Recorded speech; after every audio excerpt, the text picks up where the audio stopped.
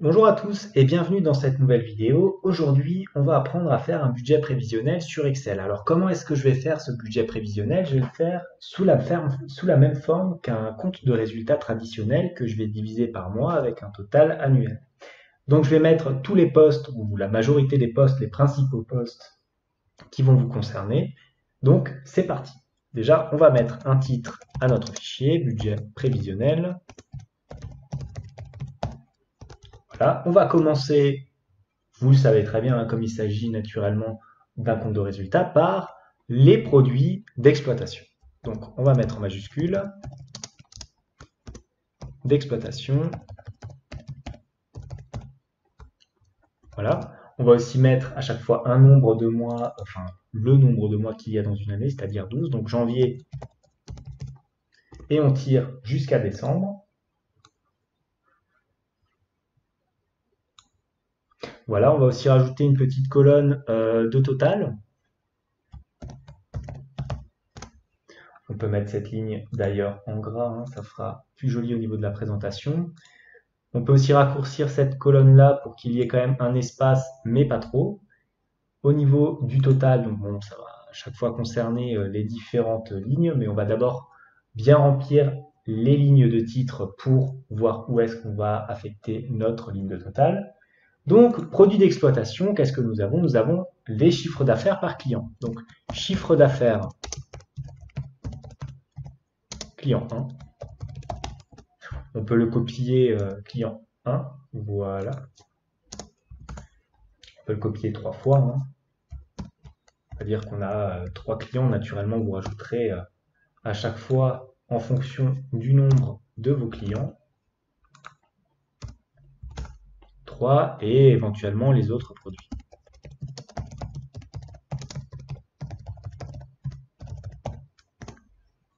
Ce qui nous donne le total des produits d'exploitation.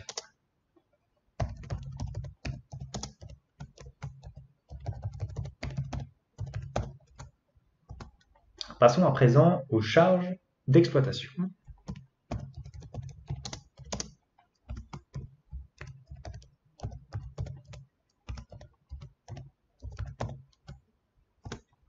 Alors là, notre poste de charge d'exploitation sera bien plus fourni hein, que les produits d'exploitation. Nous avons naturellement en premier lieu les achats de marchandises, puis les achats de matières premières,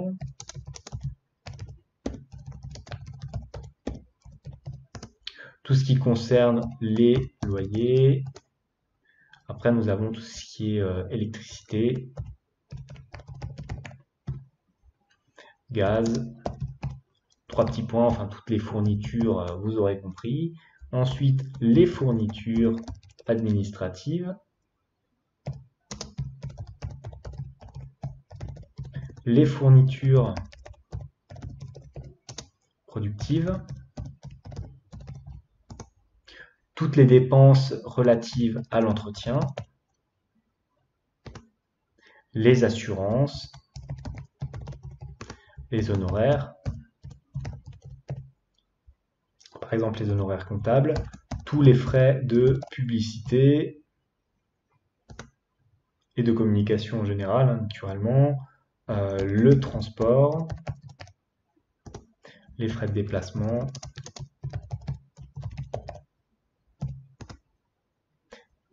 télécom, les abonnements, la rémunération du dirigeant, les charges sociales relatives à cette rémunération, les salaires, les charges sociales salariés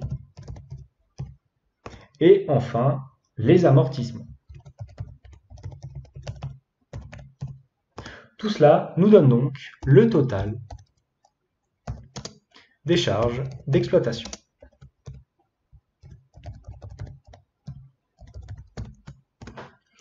On peut mettre maintenant un peu plus en forme, on va mettre notre produit d'exploitation en vert. Donc on sélectionne cette ligne-là, on va la mettre dans un vert relativement clair. On va aussi double-cliquer. Hein. N'oubliez pas qu'il faut toujours aérer votre tableau, sinon il va devenir illisible. Hein. Le total des produits d'exploitation, donc on va le mettre en gris clair. Voilà, les charges, on va les mettre dans une couleur un peu plus vive, hein. C'est un peu le code comptable qu'il y a, donc on va les mettre en orange. Ensuite, le total des charges, pareil, on va le mettre en gris, comme on a fait pour le total du produit d'exploitation. C'était celle-ci, voilà. On va attendre un peu avant de mettre des bordures, hein. On va attendre de finir notre petit tableau. Donc, à présent, nous avons le total des produits d'exploitation, nous avons le total des charges d'exploitation. Quel est notre résultat? Eh bien, c'est très simple, c'est les produits moins les charges. Donc, nous avons résultat d'exploitation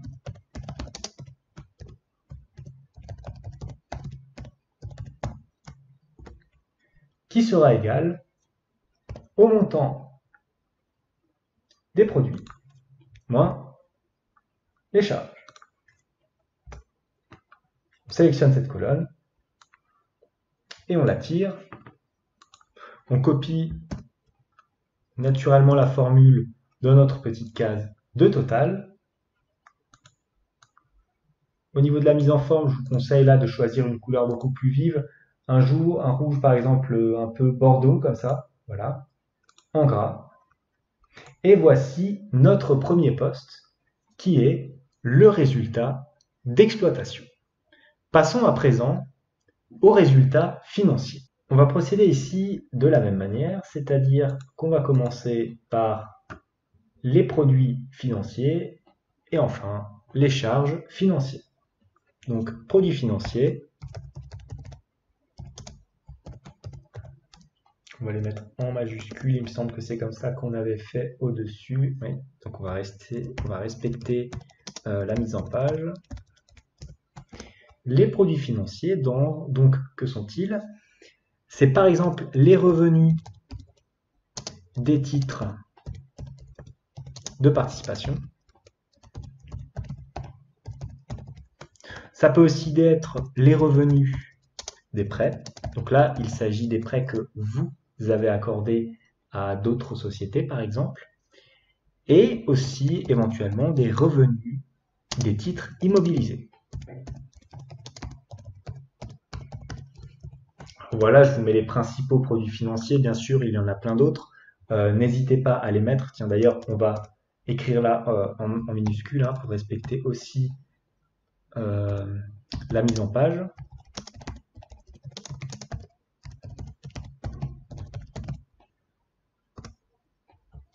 Revenus des prêts.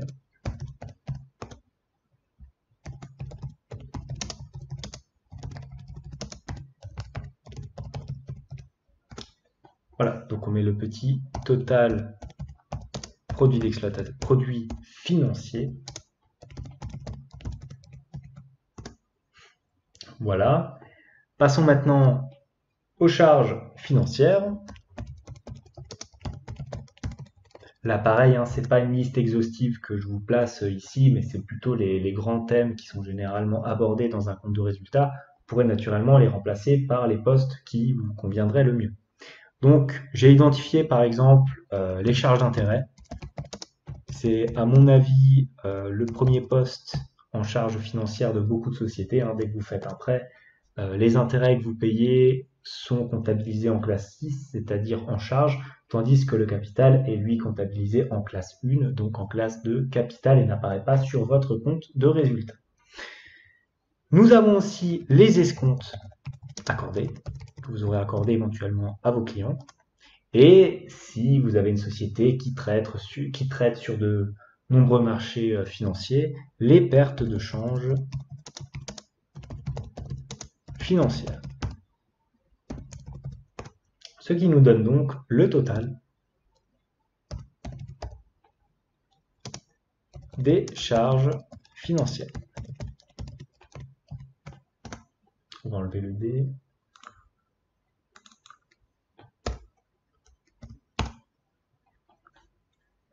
Tout cela nous donne, vous l'avez compris, le résultat financier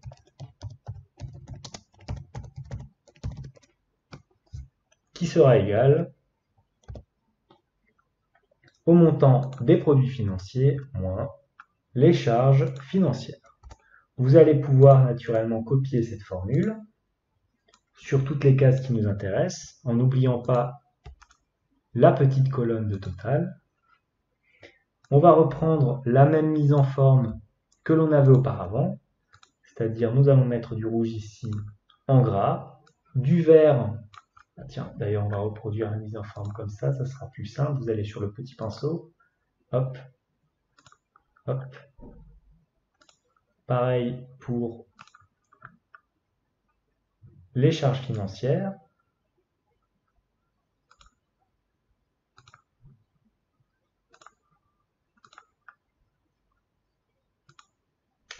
Ce que je vous conseille aussi de mettre, c'est un indicateur qui va nous intéresser, c'est le résultat courant. Alors qu'est-ce que le résultat courant? Le résultat courant, c'est un petit indicateur intermédiaire au résultat final. Il prend en compte le montant du résultat d'exploitation plus le résultat financier. Donc je vous conseille fortement de rajouter cette petite ligne. Donc le résultat courant sera égal au résultat d'exploitation plus le résultat financier. C'est un indicateur qui est souvent pris en compte lorsque, par exemple, vous faites des dossiers bancaires, puisque les charges financières font partie de votre exploitation, à la différence peut-être des charges exceptionnelles qui, elles, effectivement, compte tenu de leur caractère, sont exceptionnelles et ne sont pas forcément visées par les banques. Donc on va aussi le mettre peut-être en rouge, mais en italique, pour faire notre petit solde intermédiaire. Et voici donc notre résultat financier et notre résultat courant avant impôt. Voyons à présent le dernier poste qui va concerner le résultat exceptionnel et enfin le résultat de l'exercice prévisionnel. Et donc on va continuer avec le résultat exceptionnel, ce qui est la dernière étape finalement de notre budget prévisionnel avant la mise en forme globale. Notre résultat exceptionnel, alors qu'en est-il? On va rajouter notre premier titre, les produits exceptionnels. Voilà. Donc qu'est-ce qu'on va mettre là-dedans? On va mettre tout d'abord les produits exceptionnels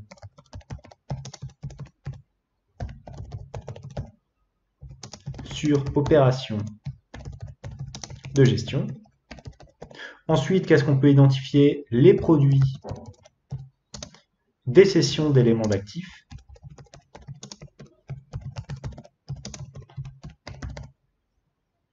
Et enfin, les autres produits exceptionnels.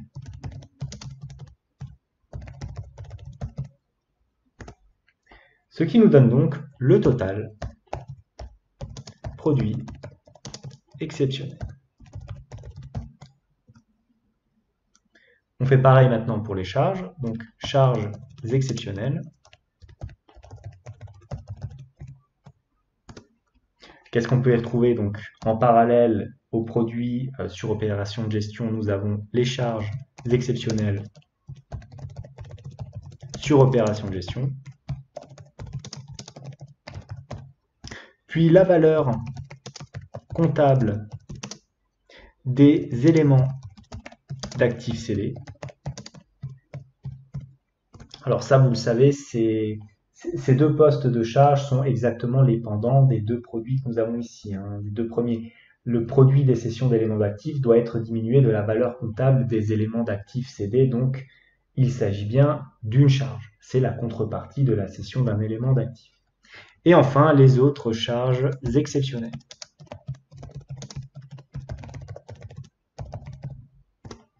Ce qui nous donne le résultat exceptionnel. Enfin, tout d'abord, le total des charges exceptionnelles.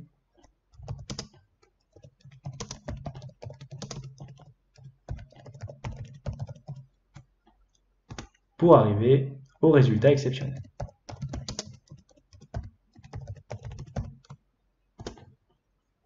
Voilà, donc on met un peu de mise en forme qu'on a fait tout à l'heure. Voilà le produit en vert, les charges en orange, les sous-totaux en gris. Voilà. Voilà. Le résultat, naturellement, on va le mettre en rouge. Comme vous l'aurez compris, un résultat exceptionnel, donc ça sera égal au produit exceptionnel moins le total des charges exceptionnelles. Voilà. Vous copiez la formule comme vous savez le faire à présent sur les différentes cellules qui nous intéressent. Clic droit, copier la formule. À présent, nous avons tous les éléments pour obtenir notre résultat final mois par mois, donc résultat de l'exercice.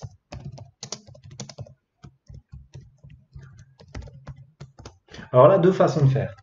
Soit vous additionnez le résultat d'exploitation, le résultat financier et le résultat exceptionnel, soit vous additionnez le résultat courant qu'on a calculé auparavant avec le résultat exceptionnel. Ça vous donnera la même chose.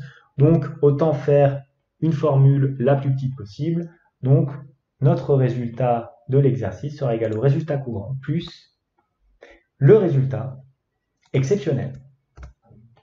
On copie la formule et on la tire dans toutes les cellules qui nous intéressent. On va peut-être la mettre en rouge, mais avec une police d'écriture, je pense blanche, histoire de faire ressortir notre résultat de l'exercice. Maintenant, il nous reste à mettre nos petits totaux.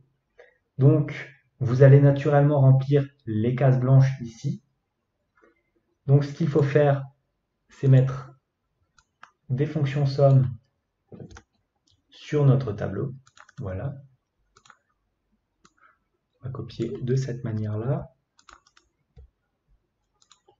Comme ceci. Pareil pour le total. Ça va concerner le total des 12 mois. Donc là, vous pouvez copier à chaque fois sur les différentes cellules en restant appuyé sur le contrôle de votre clavier. Voilà. Voilà.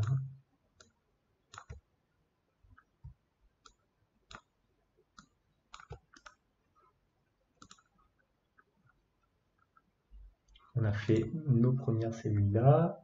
Maintenant, on passe aux charges d'exploitation. Donc, on prend le total de là jusqu'à là. On copie notre formule jusqu'au bout, ici. Voilà. On fait pareil pour les produits financiers.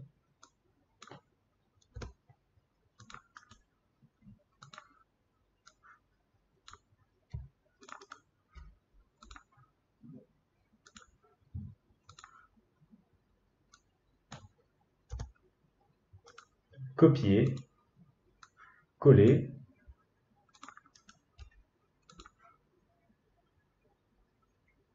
On va aussi un petit peu agrandir cette colonne-là, voilà, pour avoir bien tous les intitulés qui apparaissent.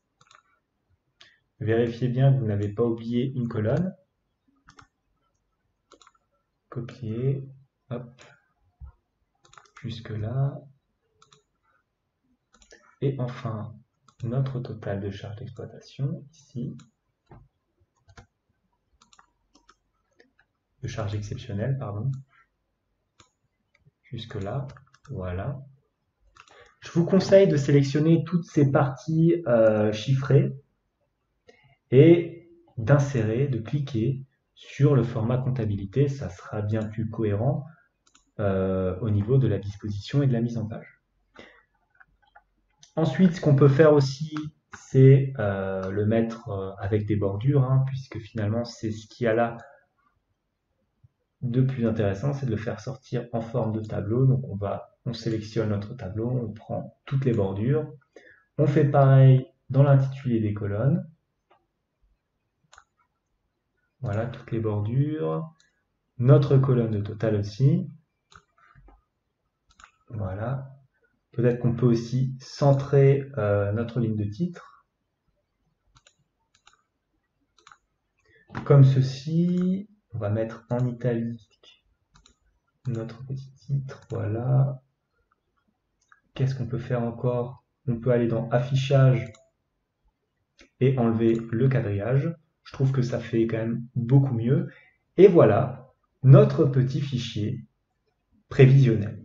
Donc, vous pourrez marquer toutes vos prévisions là-dedans, vos prévisions de chiffre d'affaires, vos différentes charges, et vous obtiendrez donc directement votre compte de résultats prévisionnels en fonction de chaque poste, qui vous permettra d'analyser toutes vos dépenses et de mieux identifier éventuellement les axes d'amélioration. Je vous remercie d'avoir vu cette vidéo. Le fichier est naturellement disponible en lien de description. N'hésitez pas à mettre éventuellement un commentaire si vous demandez d'autres questions, si vous posez des questions par rapport à ce que j'ai fait à différents postes, à me suggérer aussi de nouvelles choses, à vous abonner à la chaîne aussi, ça me fait vraiment plaisir. En tout cas, je vous remercie et à bientôt pour une nouvelle vidéo.